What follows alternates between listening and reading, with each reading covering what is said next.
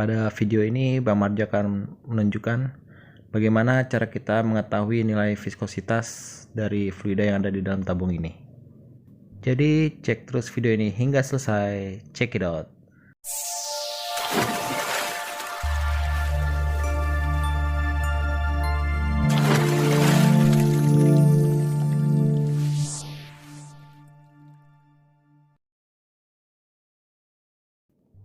Sebelum kita melakukan pengukuran, sebaiknya kita siapkan terlebih dahulu lembar pencatatan data seperti contoh berikut ini. Yang pertama adalah massa jenis dari fluida yang akan kita ukur nilai viskositasnya. Yang kedua adalah massa jenis dari bola yang akan kita gunakan. 3. Jarak tempuh benda pada saat keadaan terminal velocity-nya.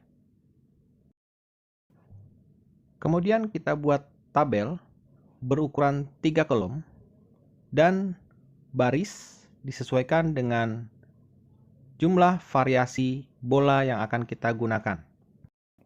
Di sini kita akan menggunakan 4 jenis bola, maka kita buat 5 baris ke bawah.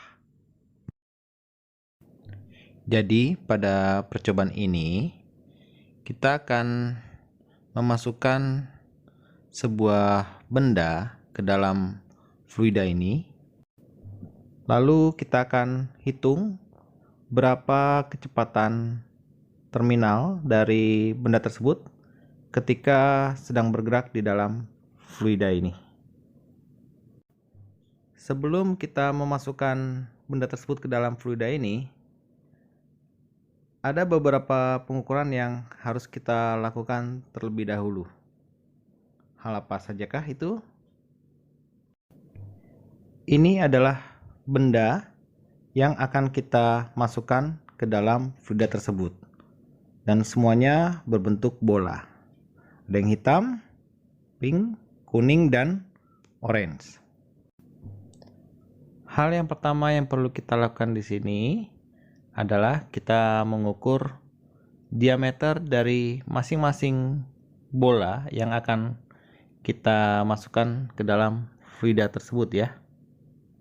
Seperti ini bentuknya, berbentuk bola. Nah, seperti ini contoh bagaimana kita mengukur diameter dari bola ini dengan vernier caliper. Setelah kita baca hasilnya, lalu kita coba catat ya di dalam catatan kita.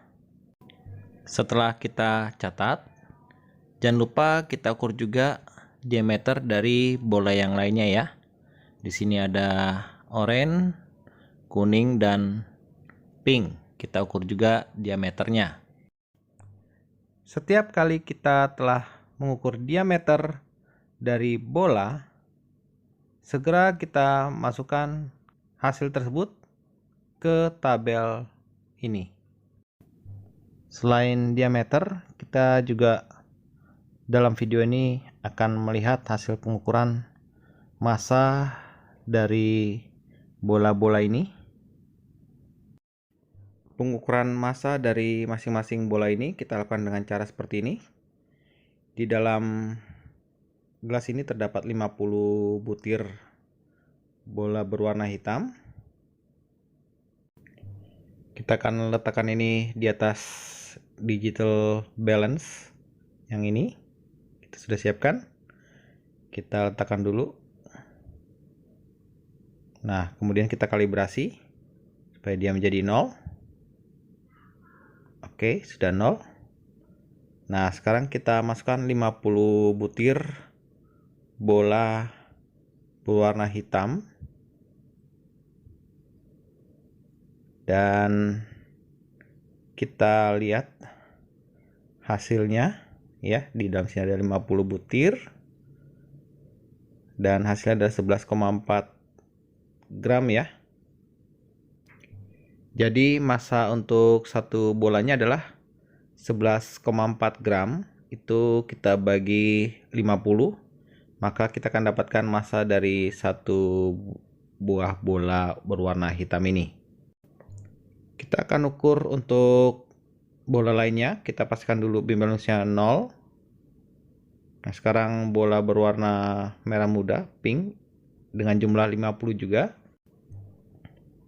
Kita akan masukkan 50 bola ini ya. 50 bola berwarna pink kita masukkan. Ya. Sekarang kita lihat masanya adalah 4,9 gram. Oke. Jadi tinggal 4,9 kita bagi 50. Maka kita akan dapatkan massa dari satu buah bola pink tersebut.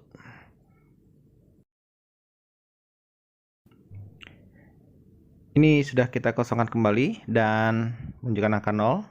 Kita akan ganti dengan bola warna lainnya, warna kuning kali ini. Dengan jumlah 50 juga. Kita masukkan 50 bola kuning.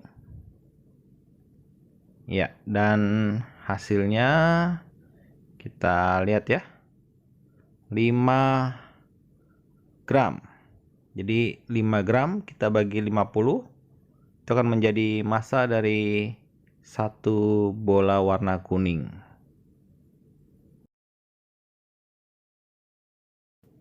Kita kosongkan kembali ya untuk pengukuran terakhir. Dan ini sudah dinolkan kembali, kita kalibrasi. Kita masukkan sekarang yang terakhir yaitu bola berwarna orange. Nah, ini kita coba lihat. Ini isinya 50 juga ya, sama kayak yang tadi. Dan hasilnya adalah 5,4 gram. Artinya 5,4 kita bagi 50, kita akan dapatkan massa dari satu buah bola warna orange ini ya. Oke. Setelah kita ukur semua massa ya, masing-masing massa dari bola. Ada yang orange tadi, pink, hitam, kuning. Lalu kemudian kita juga ukur diameternya. Dari data tersebut kita akan mendapatkan massa jenis dari bola ini, di mana bola-bola ini itu memiliki jenis yang sama, hanya berbeda di diameternya saja. Dan kalau kita coba perhitungkan, massa jenis dari bola ini adalah sebesar 1 gram per centimeter kubik. Dari data pengukuran massa tiap jenis bola tersebut, kalau kita bandingkan dengan volume dari setiap bola, maka kita akan mendapatkan massa jenis rata-rata dari setiap bola ini adalah 1 gram per centimeter kubik. Selanjutnya kita akan mengisi bagian dari massa jenis fluidanya. Setelah kita melakukan pengukuran diameter pada masing-masing bola ya, yang tadi kita lihat di sini dan juga massanya, hal yang berikut kita lakukan adalah mengukur massa jenis dari fluida ini. Untuk mengukur massa jenis dari fluida ini, kita akan menggunakan alat berbentuk seperti ini yang dinamakan hidrometer. Ya, bentuknya seperti ini. Nah, skalanya ada di atas seperti ini, kita lihat. Ya, nah ini untuk yang kita baca adalah di sini 0,7 ya. Ini sebelahnya ada angka lainnya, cuma yang kita pakai adalah yang sebelahnya, yang angka 0,7 ini. Ya, di bawahnya ada 0,75 dan seterusnya. Dengan nanti satunya adalah gram per centimeter kubik. Oke, jangan sampai salah membaca. Kita menggunakan yang di sini, yang 0,7 ya, dengan skala gram per centimeter kubik, gitu ya. Nah, ini yang paling bawahnya ada angkanya adalah 1,00. Nah, ini caranya adalah kita nanti tinggal memasukkan aja ke dalam fluidanya seperti itu, pelan-pelan ya, pelan-pelan kita lepaskan.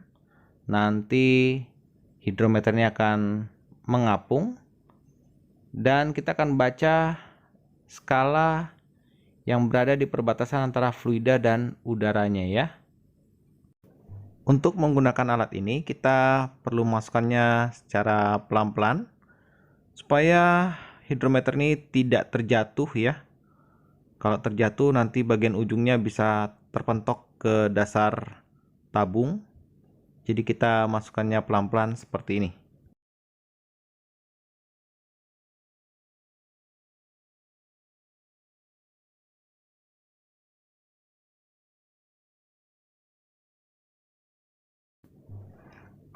Ya, sudah masuk dan kita lepaskan pelan-pelan seperti ini. Pastikan bahwa dia tidak terjatuh. Sama-sama kita bisa perhatikan bahwa hidrometer ini tidak tenggelam ya, tetapi terapung. Nah, kita lihat bagian bawahnya seperti itu. Bagian atasnya dan dia terapung ya. Dan kita tinggal lihat angka yang berada di perbatasan antara fluida dan udara. Iya, kita ambil yang skalanya tadi ya, yang 0,7 dan seterusnya.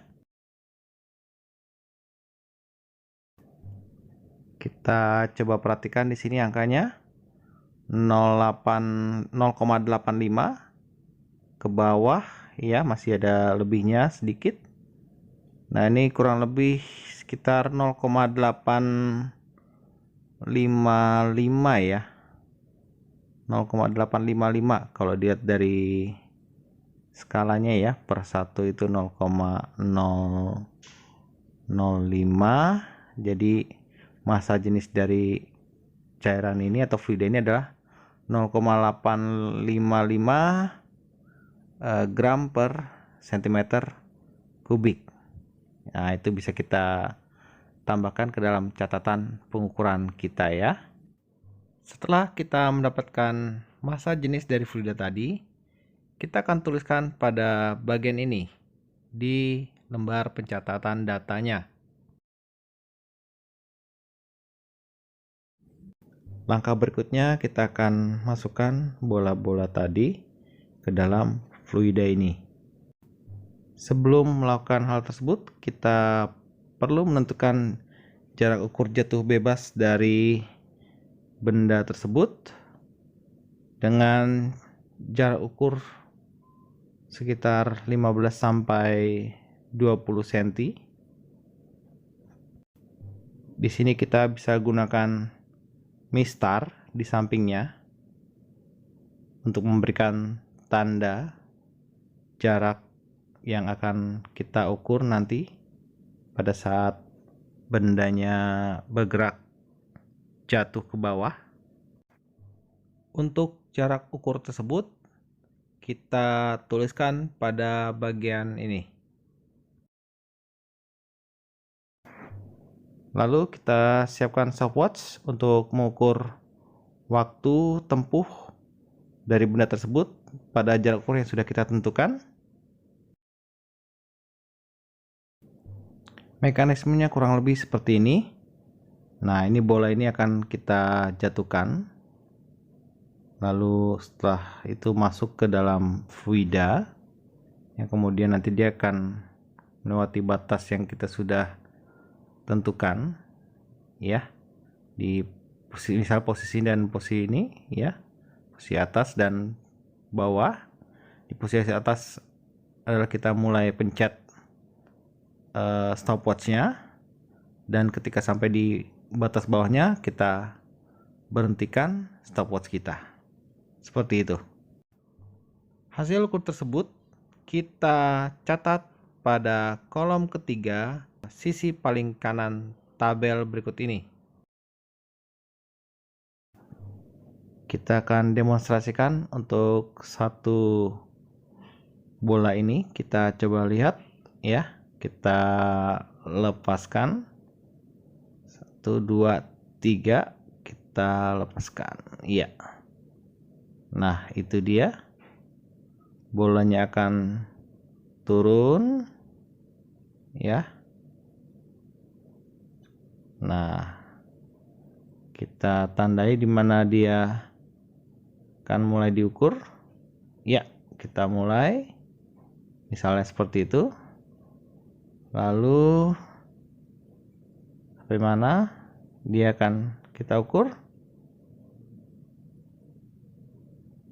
Ya, misalnya seperti itu kita baca hasil ukur kita. Nah, di bagian bawah tadi sebagai batas bawahnya, nanti tinggal jarak tadi kita bagi dengan waktu ini, maka kita akan dapatkan kecepatan terminal dari benda yang berada dalam fluida. Demikian tadi ya bagaimana cara kita melakukan eksperimen, mengetahui berapa besar terminal velocity-nya dari benda yang ada di dalam ini ya, sudah ada di dalam dia. Biarkan saja dia di dalam, tidak perlu kita ambil. Kita lakukan hal yang sama kepada sisa bola yang ada. Kita masukkan juga ya ke dalam fluida yang sama seperti itu kayak tadi, dan lakukan pencatatan pada tabel untuk mendapatkan nilai viskositasnya nanti. Setelah semua data ini telah terisi, kita akan masuk ke bagian yang berikutnya. Kita akan buat satu tabel seperti ini, yang nantinya nilai dari tabel ini kita akan plot dalam sebuah grafik. Pada tabel ini, kita akan mengisi nilai terminal velocity dan juga kuadrat jari-jari dari data yang sudah kita miliki. Tentunya, isi dari tabel ini adalah hasil perhitungan data-data yang kita miliki dari tabel sebelumnya. Misalnya sebagai contoh, terminal velocity pada bola berwarna hitam pada bagian ini merupakan hasil perhitungan jarak yang sudah kita ukur dibagi dengan waktu yang terukur pada bola berwarna hitam. Lakukan hal yang sama untuk bola lainnya. Berikutnya adalah kuadrat jari-jari dari bola. Nilai pada kolom tersebut kita akan ambil dari diameter bola yang ada pada tabel ini. Kita bagi 2, lalu kemudian kita kuadratkan. Setelah semua hasil hitungan telah memenuhi tabel ini, maka langkah selanjutnya adalah memindahkan nilai-nilai tersebut ke dalam sebuah grafik. Grafik yang kita gunakan adalah radius kuadrat kita versuskan terhadap terminal velocity dari tabel tersebut. Setelah kita plot data, maka selanjutnya kita tarik base fit line dari grafik tersebut. Dari base fit line yang kita punya, kita lakukan perhitungan terhadap gradien garis tersebut. Dari gradien tersebut, kita masukkan ke formulasi terminal velocity. Lalu dari formulasi tersebutlah kita akan mendapatkan nilai viskositas fluida yang sedang kita ukur. Setelah kita mendapatkan nilai viskositas dari fluida yang baru saja kita ukur, silakan bagi teman-teman semuanya menentukan atau memprediksi fluida apakah yang saat ini sedang dipakai. Tentu saja dengan mencari sumber data dari buku atau internet. Demikian panduan eksperimen viskositas. Terima kasih, selamat mengerjakan.